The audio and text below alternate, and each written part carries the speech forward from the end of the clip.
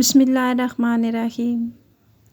शादी के दूसरे दिन ही जवाई मेरी बेटी को छोड़ के चला गया कि ये मुझे खुश नहीं कर पाई। मुझ पे क़यामत टूट पड़ी। मैं उसे बड़े से बड़े डॉक्टर के पास ले गई। सबका कहना था कि ये बिल्कुल ठीक है।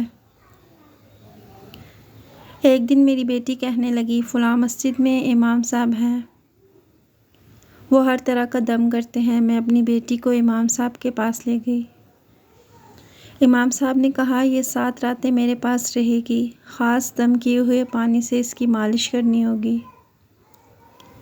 बेटी को छोड़कर मैं घर आ गई, लेकिन दिल में खटका सा हुआ था। वापस गई तो रूह लरज़ गई। मेरी एक ही बेटी थी और वही मेरे जीने की वजह भी थी। मेरा शोहर तो मेरी बेटी के पैदाइश के फ़ौरन बाद ही वफ़ात पा गया। शोहर की वफ़ात के बाद हमें किसी भी मुआशी तंगी का सामना नहीं करना पड़ा था, क्योंकि मेरे शोहर बहुत ज़्यादा जायदाद विरासत में छोड़ गए थे, जिसकी वजह से मेरा और मेरी बेटी का गुजारा बहुत अच्छी तरह हो रहा था। मैंने अकेले ही अपनी बेटी की परवरिश की थी। मैंने कुछ ही दिनों पहले अपनी बेटी का रिश्ता किया। मेरी सास गांव से सबको साथ ले आई थी। मेरी देवरानी और सास ने सारा इंतज़ाम बहुत अच्छी तरह संभाला था। मैं बहुत खुश थी कि बेटी का मसला था तो किसी किस्म की कोई परेशानी नहीं हुई थी। कुछ ही दिनों में मेरी बेटी की शादी की रस्में शुरू होने वाली थी। इस बार मैं ख़ुद वहाँ जाकर सबको बुलावा दे आई थी। सभी बहुत खुश हुए थे। किसी ने भी मुझे ये महसूस ना होने दिया था कि मेरा शोहर अब ज़िंदा नहीं। ये देखकर मेरी आंखें भर आई थीं। अगर मेरे शोहर आज ज़िंदा होते तो अपनी बेटी की शादी पर कितना खुश होते। सारा इंतज़ाम मुकम्मल था। मेरी बेटी अपने घर की हो गई। उसकी रुखसती के वक्त मैं बहुत रोई थी। मेरे शोहर की आखिरी निशानी थी। लेकिन बेटियां तो होती ही पराई हैं। मैं अपनी बेटी की शादी से फारिग हुई तो सुकून का सांस लिया। मैं रब के हुजूर शुक्राने के नफल पड़े तो एक बार फिर आंखें नम हो गईं। जिस बेटी को दिलो जान से पाला था, आज उसे किसी और के साथ रुखसत कर दिया था। दुनिया का भी निराला दस्तूर है, बेटियों को पालो पोसो फिर उन्हें किसी गैर के सुपुर्द कर दो। दिल दुखी था, आंसू जारी थे। मैं बाहर लॉन में बैठी थी, बेटी की याद में रोते हुए दिल हल्का कर रही थी, जब अंदर से मेरे मोबाइल फ़ोन की आवाज़ ने चौंका दिया। मेहमान तो रुखसती के बाद ही अपने घरों को चले गए थे। चंद मेहमान रह गए थे, वो भी रात होने पर सोने के लिए जा चुके थे। मैं नमाज से फारिग होकर बाहर आके बैठ गई थी। मुझे एक ही दिन में घर खाली खाली लगने लगा था। मैंने गहरी सांस ली और उठकर अंदर की तरफ बढ़ गई, मगर मेरे जाने तक कॉल बंद हो गई थी। मैं अपने कमरे में आई और सोने के लिए लेट गई। सोने से पहले बेटी के लिए दुआ करना नहीं भूली थी। वो अपने घर में सदा हंसती मुस्कुराती रहे। अगले रोज़ जो मेहमान रह गए थे वो भी चले गए और मैं अपने घर में बिल्कुल अकेली रह गई। सारा दिन घर में फिरती रही। मुलाजमा अपने काम करने के बाद अपने घर चली गई। इसके बाद मैं अकेली रह जाती थी। आज मेरी बेटी की शादी को दूसरा दिन था। मुलाजमा काम से जल्दी फारिग हुई तो जाने का पूछने लगी। मैंने भी सोचा जब काम ख़त्म हो गया तो उसको रोकने का क्या फ़ायदा, इसलिए जाने का बोल दिया। मुलाजमा के जाने के बाद ही मेरा जवाई मेरी बेटी को लेकर घर आ गया।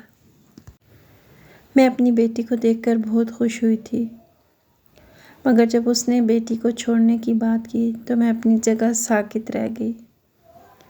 शादी के दूसरे दिन ही जवाई मेरी बेटी को छोड़ने चला आया। मुझे लगा कि वो वलीमे की रस्म करने आया है, लेकिन उसका कहना था कि आपकी बेटी मुझे खुश नहीं कर पाई। मुझ पे क़यामत टूट पड़ी। ये बात ही कुछ ऐसी थी कि मैं शर्म से सर झुका गई। मुझे समझ नहीं आ रहा था कि मैं अपने जवाई को क्या कहूँ, उससे कैसे सवाल जवाब करूँ। मैंने अपनी बेटी को देखा जो मेरे जवाई के सामने सर झुकाए बैठी थी। मेरा जवाई मेरी बेटी को छोड़कर जाने लगा तो मैंने उसका हाथ पकड़कर मिन्नत भरे लहजे में कहा, देखो बेटा, तुम परेशान मत हो। मैं शर्मिंदा हूँ, मैं बहुत जल्द कोई हल निकाल लूँगी। बल्कि मैं इसे समझा देती हूँ, वो नादान है, शायद तुम्हें इसकी कोई बात बुरी लग गई हो।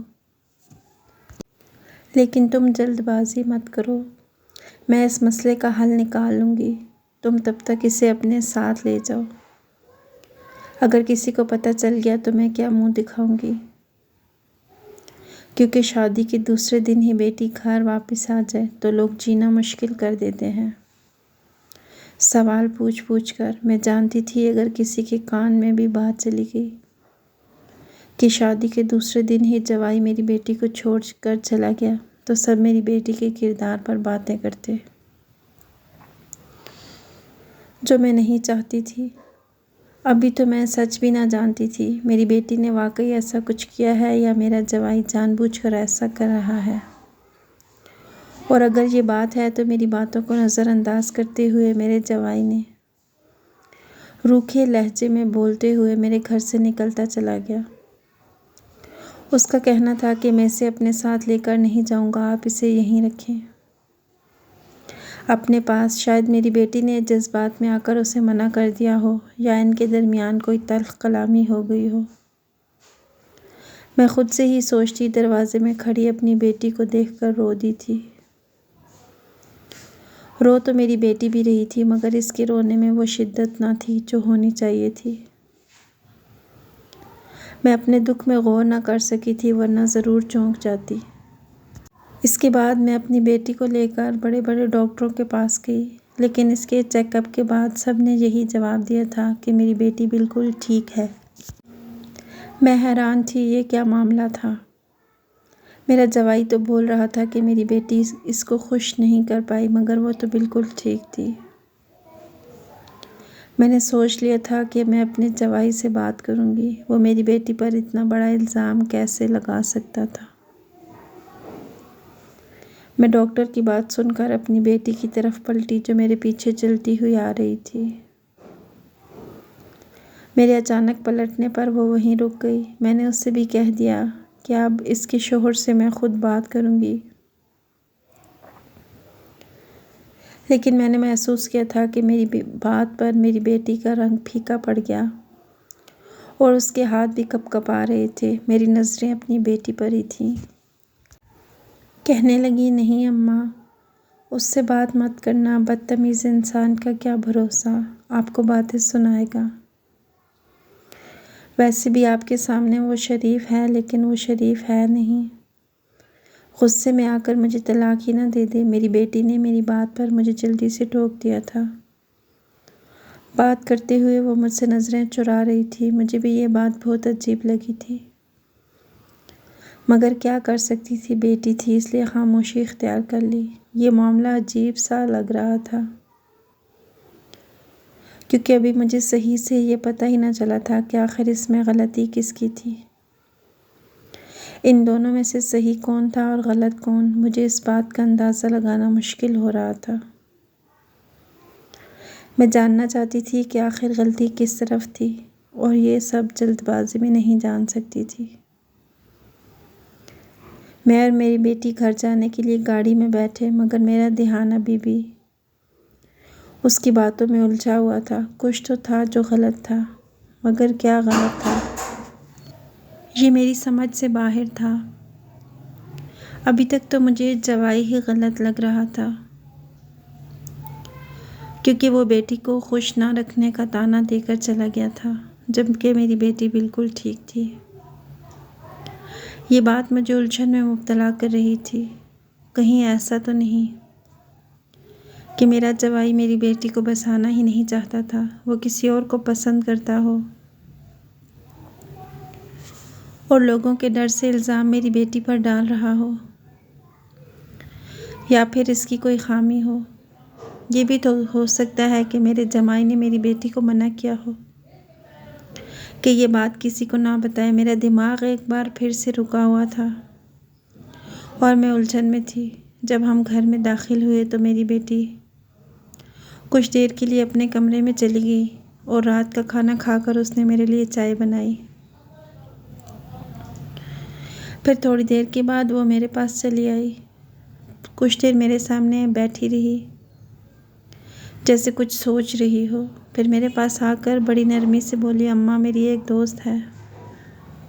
उसने बताया था कि हमारे शहर से कुछ दूर ही एक इमाम साहब रहते हैं जो हर किस्म की बीमारी का दम करते हैं। मैं सोच रही थी कि उनके पास चले जाएं। मैंने चौंक कर उसकी तरफ देखा और कहा, अगर तुम कहती हो तो अभी चलते हैं। मैंने इस उम्मीद पर जाने की हामी भर ली कि क्या पता अल्लाह पाक मेरी बेटी को उधर से शिफायाब करें। मेरे कहने की देर थी कि मेरी बेटी फटाफट से उठ खड़ी हुई। मुझे उसकी जल्दबाजी पर शक सा गुजरा, मगर फिर सर झटक कर जाने के लिए बाहर की तरफ बढ़ गई। हम जल्द ही इमाम साहब के पास पहुंच गए। मैं हैरान थी कि जब हम उस इमाम साहब के पास गए तो वहाँ किसी किस्म का कोई रश ना था। मतलब ये कि जब किसी पीर फ़कीर के पास जाना हो तो वहाँ मुरीदों की कतारें बंधी हुई होती थी कि बैठने को जगह न मिलती। मगर यहाँ मामला ही उलट था। वो जगह वीरान सी थी जहाँ इमाम साहब की रिहाइशगाह थी।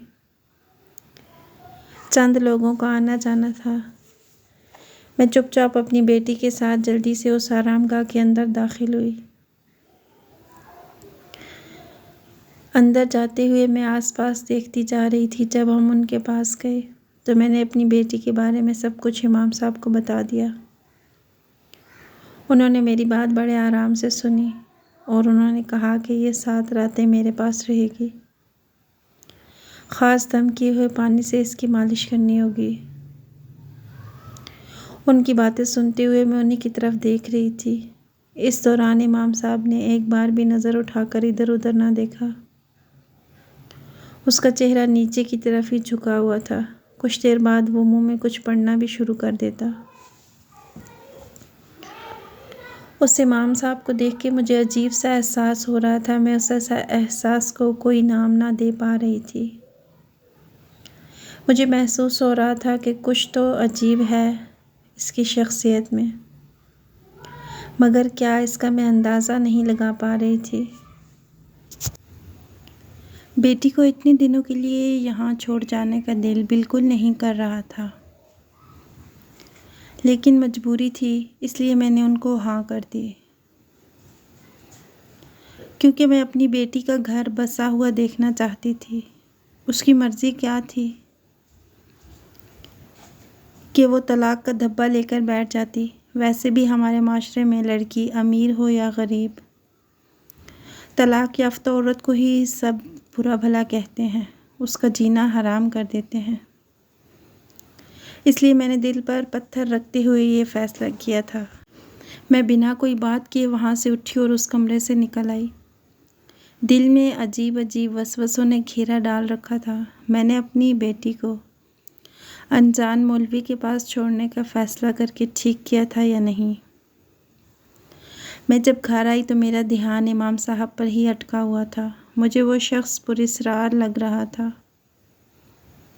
कुछ तो अलग था उस शख्स ने जो मुझे महसूस हुआ था। मैं इतना बड़ा धोखा तो नहीं खा सकती थी।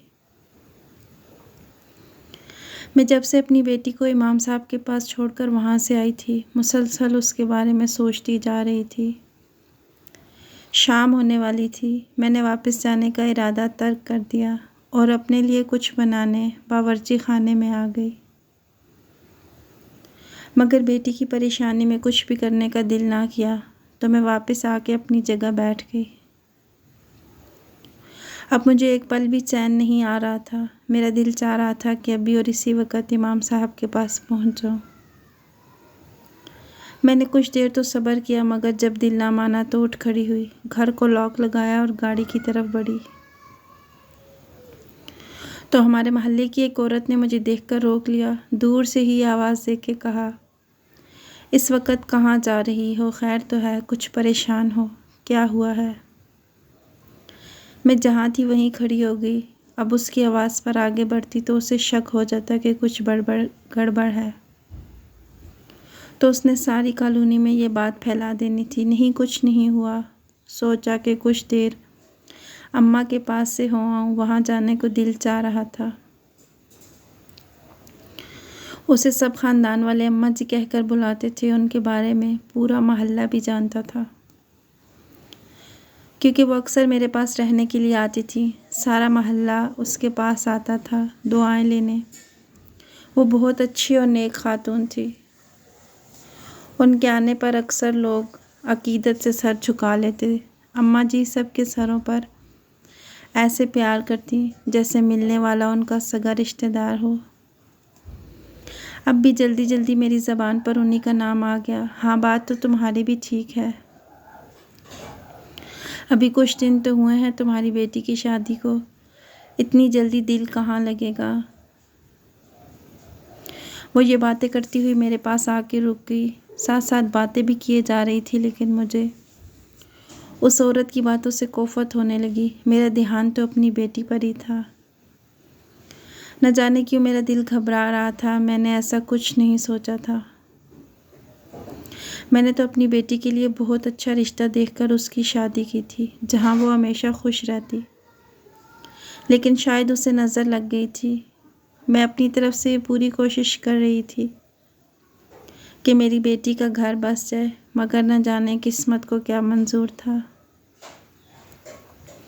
अब मुझे खुद लोगों से मिलकर शर्म महसूस हो रही थी। हालांकि अभी 2 दिन पहले ही की बात है, मेरी बेटी को जवाई घर छोड़ के गया था और लोगों के डर ने मुझे परेशान करके रखा था। मैं किसी एक नुक्ते पर ठहर नहीं पा रही थी। आखिर क्यों मेरे जवाई ने ऐसा किया? इस सवाल में मेरा दिमाग हिला के रख दिया था। मैं कुछ भी अच्छा सोच नहीं पा रही थी। मेरी बेटी में ऐसा क्या नुक्स था जिसकी वजह से मेरे जवाई ने ये कहा था मेरी बेटी इसे खुश न कर पाई। ये बात सोच सोच कर मेरा दिमाग फटने के करीब पहुंच चुका था। मैं चंद घंटे पहले ही अपनी बेटी को छोड़ कर आई थी। जब वहाँ गई तो गाड़ी से उतरकर मैंने गहरा सांस लिया और अंदर की तरफ बढ़ गई, क्योंकि मेरे दिल में बेटी और इमाम साहब को लेकर बहुत सारे वहम पैदा हो चुके थे। ऊपर से ज़माना भी ऐसा था कि किसी पर यकीन करना मुश्किल था। मेरे कदमों में तेज़ी थी। मैं जल्द से जल्द अपनी बेटी के पास पहुंच जाना चाहती थी। मैं जानती थी कि मैंने ये चंद घंटे किस तरह गुजारे थे। मैंने उस इमाम साहब के कमरे के पास जाकर दरवाज़े को खोलना चाहा। मैं आगे बढ़ने ही वाली थी कि अचानक से मेरी नज़र सामने मंजर पर पड़ी तो मेरे पैरों के नीचे से ज़मीन ही निकल गई। मुझे अपनी नज़रों पर यकीन ही नहीं आ रहा था। सामने नज़र आता मंजर मेरी रूह तक को हिला के रख गया था। मैं इतना बड़ा सदमा कहाँ बर्दाश्त कर सकती थी। मैंने दीवार को पकड़कर खुद को सहारा दिया था। मेरी बेटी और ऐसी हरकत, मुझे यकीन ही नहीं आ रहा था। मेरी बेटी सामने ही बैठी थी और वो इमाम साहब जिसकी उम्र 27 साल के करीब थी, वो मेरी बेटी की गोद में सर रख कर लेटा हुआ था। वो दोनों मुस्कुरा कर बातें कर रहे थे। उन दोनों की बातों की आवाज़ें बाहर तक आ रही थी, जिनको मैं बखूबी सुन रही थी।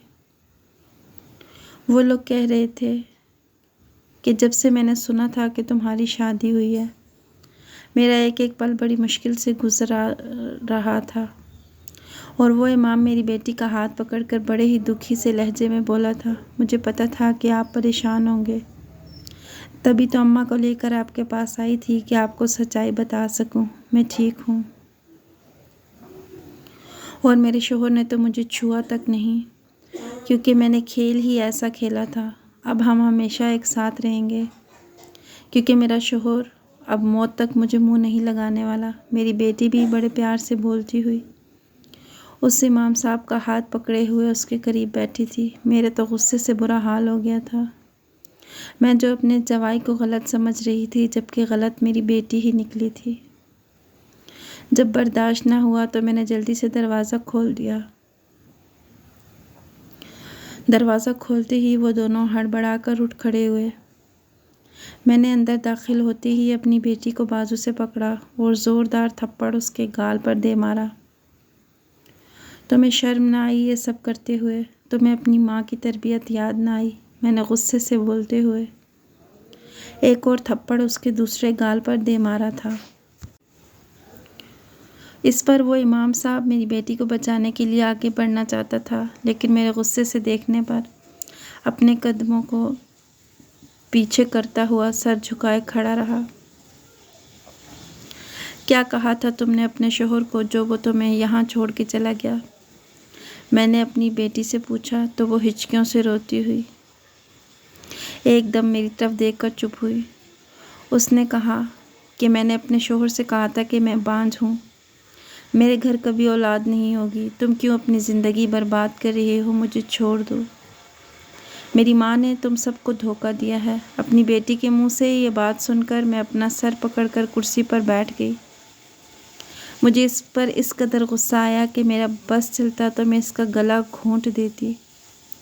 मेरी बेटी होकर उसने इतनी चालाकी से ये सब कर लिया था। मैंने तो इसकी ऐसी तरबियत नहीं की थी। फिर वो इतना कैसे गिर गई? वो कहने लगी मैं इनसे मोहब्बत करती हूँ अम्मा, और इनसे ही शादी करूँगी। अब मेरी बेटी बिना डरते हुए बोलती जा रही थी और मेरे सामने डट कर खड़ी थी। मैंने इसको बाजू से पकड़ा और घर ले आई। घर आते ही मैंने इसको समझाने की भरपूर कोशिश की। देखो बेटी, ये जज्बाती फ़ैसला है। मैं जानती हूँ कि तुम्हें मोहब्बत है उससे, मगर ये भी तो सोचो तुम शादीशुदा हो और अब वो शोहर है तुम्हारा। तुम्हें चाहिए कि अब अपने रिश्ते पर ध्यान दो, वरना बहुत मुश्किलात का सामना करना पड़ेगा। मैं उसे मनाने की पूरी कोशिश कर रही थी, मगर वो ना मानी तो मजबूरन अपने जवाई के पास जाना पड़ा। उसके पास जाकर मैंने उसे सारी बात सच सच बता दी थी, साथ ही अपनी बेटी के लिए माफ़ी भी मांग ली थी। नहीं, मैं इसे अभी अपने साथ नहीं रखूँगा। जो लड़की किसी गैर मर्द के लिए अपने शोहर को मना करते, वो लड़की कभी घर नहीं बसा सकती। और मैं इतना बेगैरत नहीं हूँ कि सच जानने के बाद भी किसी ऐसी लड़की को कबूल कर लूँ। मैं उसे तलाक देकर किसी और से शादी करने वाला हूँ। और मैं अपने जवाई के सामने सर झुकाए खड़ी थी। मैं चाहती थी कि मेरी बेटी अपने शोहर के घर खुश रहे, उसकी इस्लाह हो जाएगी। मगर मेरे इतना कुछ करने के बावजूद भी जवाई ने मेरी बेटी को तलाक दे दी और मैंने अगले दिन ही अपनी बेटी का उसकी मर्ज़ी के मुताबिक निकाह कर दिया, क्योंकि मेरी बेटी ने अपने शोहर को उसका हक़ तो ना दिया था, इसीलिए इद्दत पूरी करने तक का इंतज़ार नहीं करना पड़ा था। मैंने उसका निकाह तो कर दिया था, मगर साथ ही साथ यह भी कह दिया था कि वो सारी ज़िंदगी मुझे अपनी शक्ल ना दिखाए। मैं नहीं जानती कि वो कैसी ज़िंदगी गुजार रही थी। मैंने उसके निकाह के बाद से उससे कोई राब्ता ना रखा था। मेरी बेटी की शादी को 5 साल हो चुके थे। वो मुझसे मिलने तक ना आती थी। उसका कहना था कि उसका झूठ उसके गले का तोक बन गया है। उसने अपने साबका शोहर से झूठ बोला था कि वो बांझ है ताकि वो उसे छोड़ दे, लेकिन अब वो रो रही थी। वो सच में एक बांझ बनकर रह रही थी।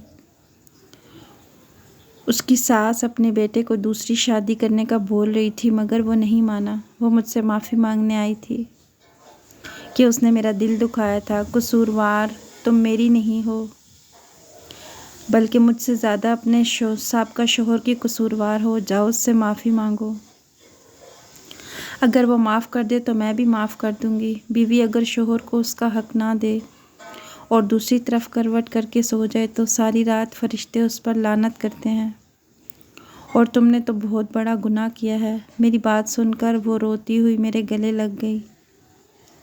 मेरे कहने पर उसने अपने साबका शोहर से भी माफ़ी मांग ली, जिसने उसे माफ़ कर दिया था, क्योंकि वो अपनी ज़िंदगी में बहुत खुश था। अब उसे मेरी बेटी से कोई गर्ज ना थी। और बिलाखिर शादी के 10 साल बाद अल्लाह पाक ने उसकी दुआएं सुन ली थी और उसे एक बेटी अता की थी। तब उसे एहसास हुआ था कि उसने अपनी माँ के साथ किस कदर नाइंसाफ़ी की थी और अब वो अपनी बेटी के नसीबों से बहुत डरती थी कि इसकी बेटी भी वही सब कुछ ना कर दे जो उसने किया था। उसका कहना था कि वो बेटी के बालिग होते ही उसकी शादी कर देगी ताकि उसकी बेटी भी इस राह पर ना चल निकले और दूसरों के दर्द को तब तक नहीं समझ सकते जब तक वो दर्द हम खुद ना सह लें। मेरी बेटी को मेरी फ़िक्र ना थी, लेकिन जब वो खुद एक माँ बनी तो तब उसे बहुत सारे वहम लाहिक हो चुके थे और तब वो शर्मिंदगी से एक बार फिर मेरे आगे हाथ जोड़कर माफ़ी मांगने आई थी। तो मैंने उसे दिल से माफ़ कर दिया और अपनी नवासी के अच्छे नसीब की दुआ की कि अल्लाह ताला इनको सीधी राह पर चलने की तौफीक दे। आपको क्या लगता है कि मेरी बेटी के साथ जो हुआ क्या वो सही था? मेरे जमाई ने जो फ़ैसला किया था क्या वो सही था? कमेंट करके ज़रूर बताइएगा। वीडियो पसंद आई हो तो लाइक कीजिएगा। अगली वीडियो तक के लिए अल्लाह हाफ़िज़।